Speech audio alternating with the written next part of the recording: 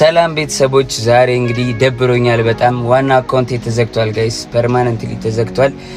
ላይ ብዙ ዶላር ነበረው ብዙ ነገር ነበረ ጋይስ ተዘግቷል እሱ አካውንት እግዚአብሔር ይመስገን ሁሉም ነገር ለበጎ ነው ጆን ዳንኤል አካውንት መዘጋቱ ምንም የሚያስደስተው ሰው ከምር በጣም የሚቀናበት ሰው ነው ማለት ነው ስንት አመት የለፋችሁበት አካውንት ሲዘጋ በጣም ያማል በጣም ይከብዳል ብዙዎቻችን እንደምናስበው አይደለም ስሜቱ እና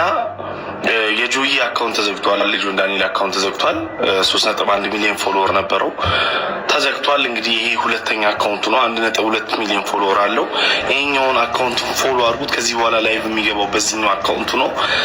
የጆን ዳንኤል አካውንት እንግዲህ ታግዶበታል ወይም ተዘግቷል ይሄ በፍጹም መሆን የሌለበት ነበር አንድ ሰው አካውንቱን ምን ያክል ለፍቶ እንደሚያሳድግ የሚታወቅ ነው በፍጹም አካውንቱ መታገድ ወይም ብሎክ መደረግ የለበትም ነበር እንግዲህ ሆኗል ያደረጋችሁ ሰዎች እንግዲህ አይ ዶንት ኖ በጣም ከባድ ነው በፍጹም ግን አካውንት መታገድ የለበትም